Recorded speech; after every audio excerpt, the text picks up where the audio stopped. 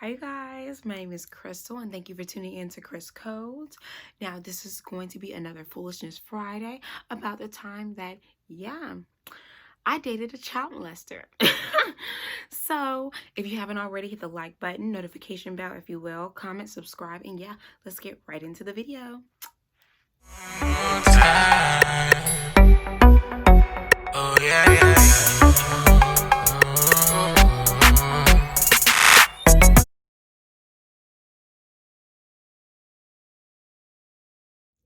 So at this particular night, me and my friends were going to Hole in the Wall. So if you're familiar with the Atlanta area, Hole in the Wall I think is pretty popular, so you'll know what I'm talking about. So we head out there. Of course, we're having a good time. We're at the bar, and this guy walks up. If I can find like some snaps, I'll insert it. So this guy walks up. Dude was like crazy attractive. You know, like when you just see a guy, you're like, okay, that's gonna be bae. You know, like, okay, so I'm gonna marry him type of thing. That's how it was. And we're gonna call him Prison Bae. We're gonna call him Prison Bae. So this guy walks up and he's like, I remember the exact words because he was just that attractive, okay? So he's like, oh, he taps me on the shoulder. I turn around and I look up at him and I'm just like, almost starstruck, almost. And get, if you've seen my past videos, I'm not the vain type, okay? I like if you're attractive, you're attractive, okay? But that's not all I base my relationships off of. But dude was beautiful, okay? He was just beautiful. Like, there's no sugarcoating it. So he was just like, you're my type. Now, I'm like, I am, you know. I'm like, I am. So he just talking, and I don't remember like the conversation verbatim, just because I was just like kind of like almost starstruck almost. So that's a red flag in itself, because to me, I feel like the dude shouldn't be more attractive than you are. Because it's just immediate insecurities, you know, immediate, like, I gotta look amazing all the time type of thing. So I just feel like a guy he just shouldn't be more attractive than you are. But to each his own. If you want dude to be a supermodel, then by all means, go find you that supermodel. But it's a whole lot that comes with that, typically, normally. Okay, let's continue. So he's like, oh, you're my type, blah, blah, blah. He gets me a drink. And my friends are still at the bar. They're chit-chatting with each other, and I'm talking to the dude. So he's like, yeah, I want to get your number, take you out, blah, blah. And I'm just like, okay. You know, I didn't ask any questions. I didn't ask any questions. I'm going to be completely honest. I didn't ask any questions. I didn't, you know, try and do too much. You want my number? Bet, where's your phone? Type thing. So I give him my number, and he goes on about his business. If you watch my videos again, you know I like that. So it was actually a guy I was talking to that was actually at the bar at the time. And we weren't like, I'd say, we weren't like boyfriend and girlfriend. We were just cool. We were cool, cordial. He was a cool guy. Very honest is what I did like about him. So we weren't in a relationship or anything. So of course I didn't think anything of it, giving this guy my number. But of course he saw I was kind of like a little jealous and all that. So he was dancing around with other girls, you know, flirting and all that. And I'm just like, okay, well, Prison Bae's over here. So I'm not really worried about it. Now I'm calling him Prison Bae, but he had like a preppy vibe to him. You know, the type, you know, fitted jeans but not too skinny, little short sleeve, button down. If few buttons open, you know, it was a vibe. It was a vibe. You know, dude was cute. I kid you not. Even after all this, after you hear this story time. So for me to say this, like boosting him like this, you know, dude was attractive. Okay.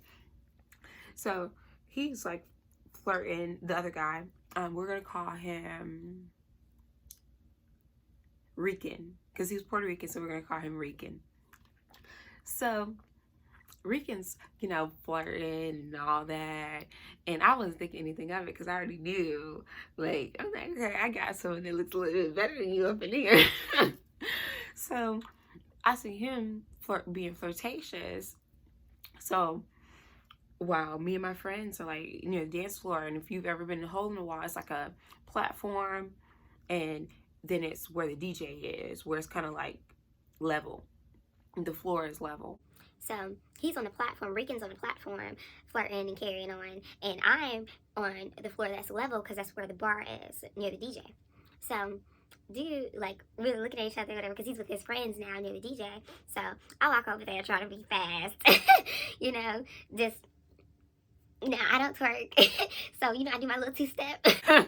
You know, and then he's like, he comes over dancing and all that, and we're having a good time. So after the fact, you know, I don't want to seem too desperate because he left. So if I'm dancing with him and stuff, song's over, I'm going to dip. So I go back over there at the bar. Me and my friends are chilling at the bar. And we actually go to near the platform where Rican is. And Rican's like, oh, so you over there flirting and dancing with, I forgot what he called him, but it's like, he's like Cujo, or like I don't know if you had Morris Kojo, or I think that's his last name. He's like, you over there dancing with Morris, not Morris Chestnut. If you've ever seen the movie, I think it's supposed to annihilate them. I think it's Brown Sugar, and the guy she was gonna marry before Tay Diggs.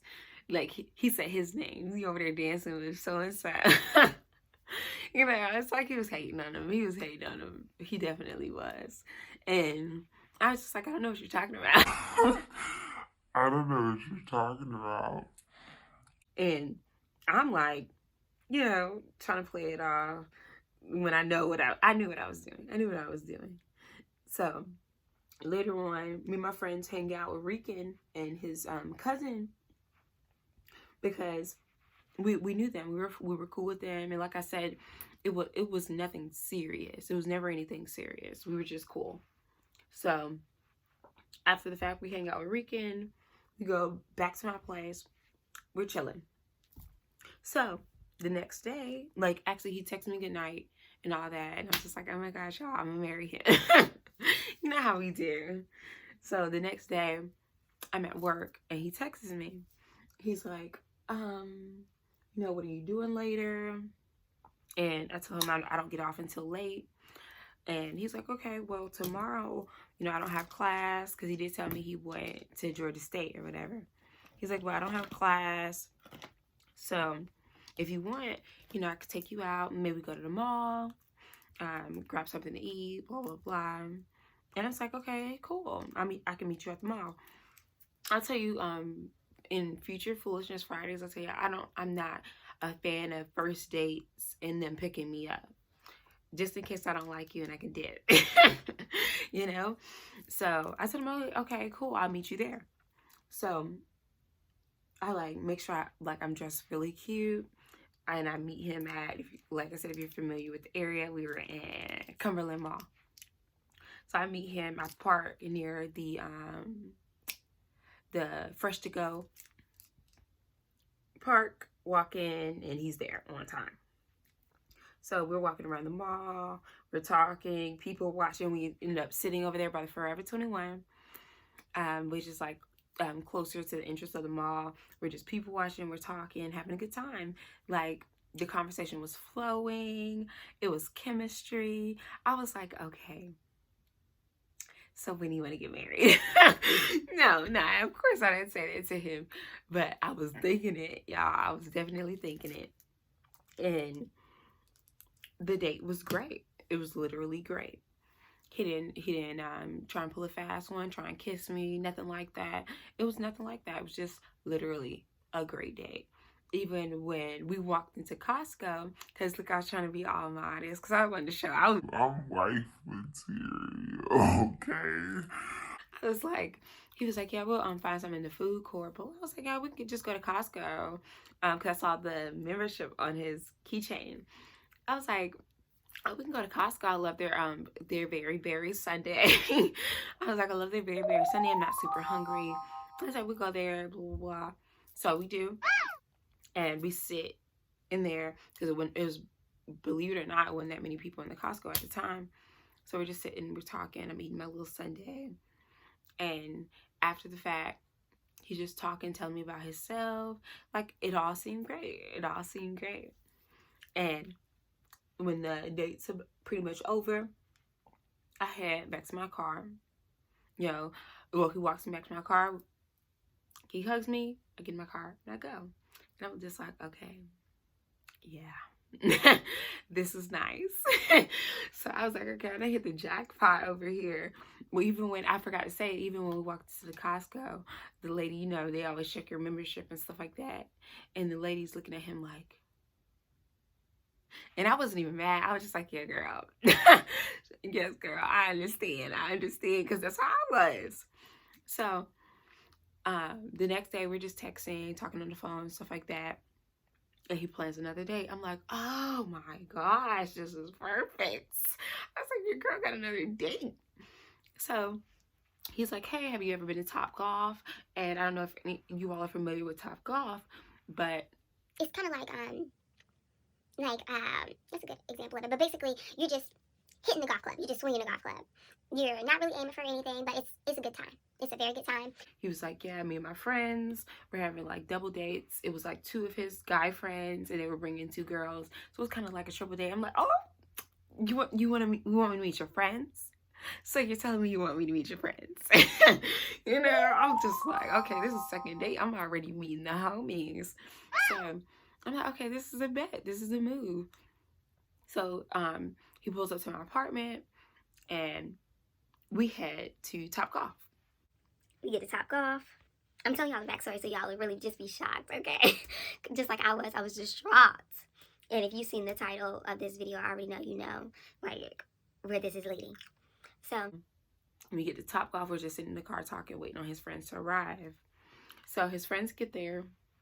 We go into Top Golf, and I feel like this is the only red flag I got from this dude.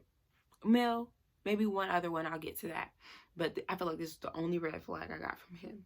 So when his friends arrive, we walk into Top Golf, and they're about to pay, because it's by the hour with Top Golf.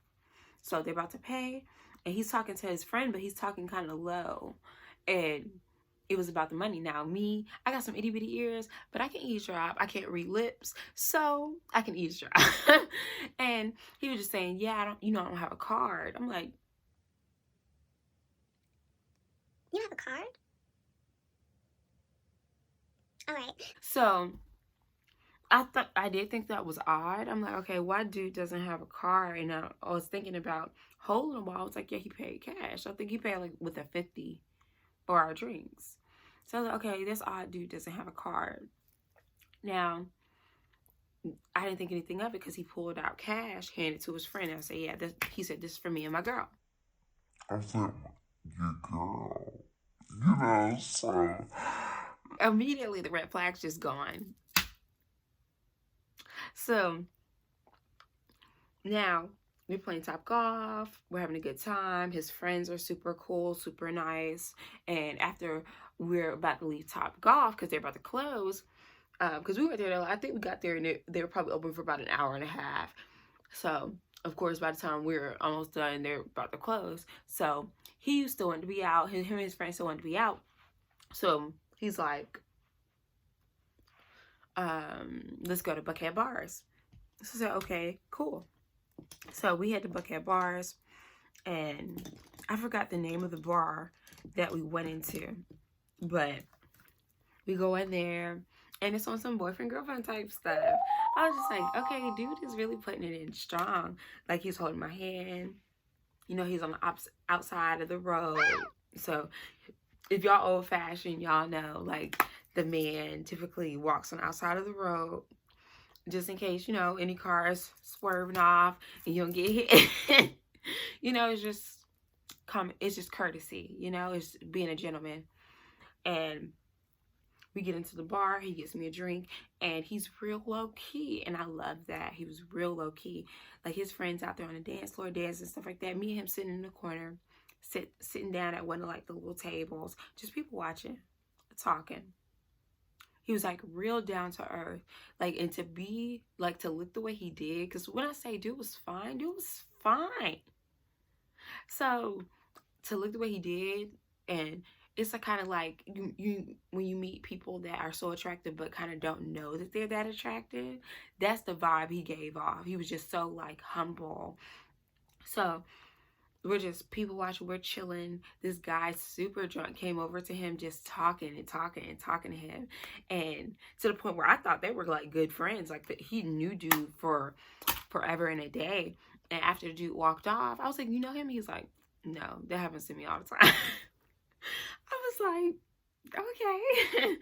So we leave Buckhead bars, and like, the date was perfect. The date was literally perfect. So I'm like, okay, I'm gonna marry him. I was like, I'll be damned, I messed this up. Period. I was like, no attitudes, no rudeness. I said, dude is perfect. He's perfect. So later on, he's like, hey, can I pull up? Are you at work? Blah, blah, blah. And I'm like, sure, yeah, you can. And I was actually about to come from a meeting, because at the time, you all know I used to work at Men's Warehouse at the time. We had store meetings in the mornings. So I was about to leave a meeting anyway. So I was like, yeah, I'm leaving a store meeting. I said I should be in my apartment in like 30 minutes, so you can pull up in an hour. And he said, cool. So the store meeting was over. They had Martin's. Martin's is like a breakfast spot. So they have like great homemade sausage, egg, and cheese, bacon, egg, and cheese, whatever. Yeah, breakfast sandwiches. So I brought two, you know me, I want to be the wife. So I brought 2 biscuits, and when I say these are homemade, so they're big biscuits, and the real thick, and they're good though, they're good. But I was like, okay, I texted him and said, yeah, I brought you a biscuit. So when you get there, because it was early, keep in mind it was really early, so I thought it was kind of odd that he just wanted to pull up, but he said he had class at like noon or something like that, so he just wanted to see me and talk and stuff before. And I'm just like, okay. I'm glad. So I when he knocked on the door, I opened my door. I said, yeah, I was changing out of my work clothes, but I told him, yeah, I'm about to change out of my work clothes. I said, you could just sit on the couch, and I brought a biscuit for you. So I go in my room while he's sitting on the couch. I change my clothes. I come back out. Dude ate both the biscuits. And now keep in mind, I changed my clothes, so this couldn't have been like more than 10-15 minutes. So I was like, dang, I was like, hungry. I didn't even eat yet. I didn't even eat yet, but I still didn't think anything of it. I was like, you know what? He's built. He probably works out all the time. I said, he's just probably hungry, whatever. So I got groceries. I said, I'll cook me something later. So I didn't think anything of it. So he was like, I gotta run. But I was like, I thought you had a class at noon. He's like, oh. He's like, but my mom's calling me, blah, blah, blah. I gotta meet her somewhere. I gotta pick her up from the airport. Some foolishness or whatever. And I did think it was odd, because he said something about his mom, like he was talking to his mom, and I thought he was talking to her in person. So I'm like, how are you picking her up from the airport if he was just talking to her in person a few days ago? But I wasn't going to do too much questioning. So he left. I think it could have been either the next day or that night. It was that night.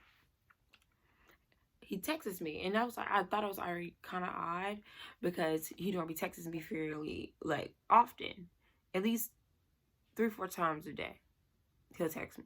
So I thought it was odd that he wasn't texting me much that day. And a little later on, dude text me. He's like, I'm going to jail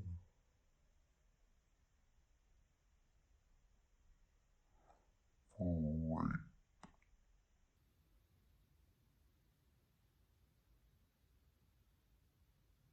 So I look at the text message, look at the name. I'm like, is he serious? I said, stop playing with me. I just text back. I said, stop playing with me. He says, no, I'm serious. He said, I'm going to jail for rape. He said, I'm sorry. And when I get out, I'll look you up and this, that, this, and that. So immediately I'm looking for a mugshot on Google because I'm just like, there's no way. Who do you need to be raping? There is no way. There is no way. I said, and I just had to be completely honest at that point. I'm just like, dude, I said, you're literally a model. Like, who do you need to be raping? Stop playing with me. And he's just like, yeah, she was 14.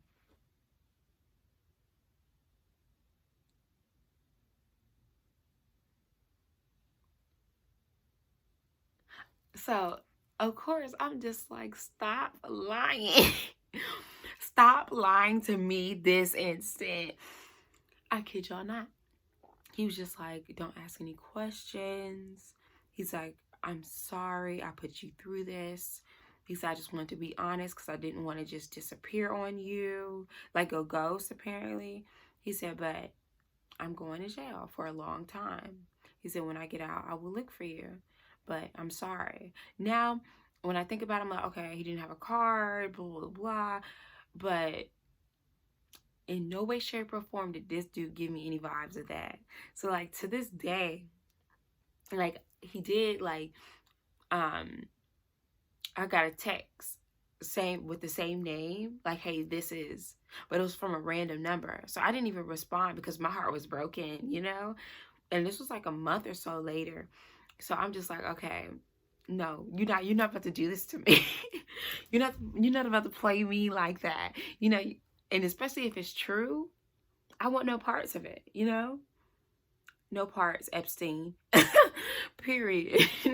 So, like, more of the story. So yeah, dude literally texted me this. So I still, to this day, don't know if it's true. If he was just like, you know, who knows? He could have had a girlfriend and didn't want to let me know that and stuff like that. Because, you know, they like to creep in later or something. Like, you never know. But yeah, dude texted me and said he was going to jail for rape of a 14-year-old girl. Oh, it was several, actually. It was two. It was two girls. He said one was 14 and one was a little bit younger than that, but I don't remember verbatim. But yeah, I'm going to finish my makeup off camera and I'll be right back. All right, you guys, I am finished with the final look. I did it very basic, very casual, considering it's like 2 o'clock in the morning and I'm about to wash this off. But yeah, moral of the story is, please don't be superficial because you just never know. And if he was telling the truth, I was with a whole child molester. Okay, so thank you all for watching Chris Codes. Once again, I am Crystal, and if you haven't already, hit the like button, notification bell if you will, comment, subscribe, and yeah, stay tuned for the next video. Bye.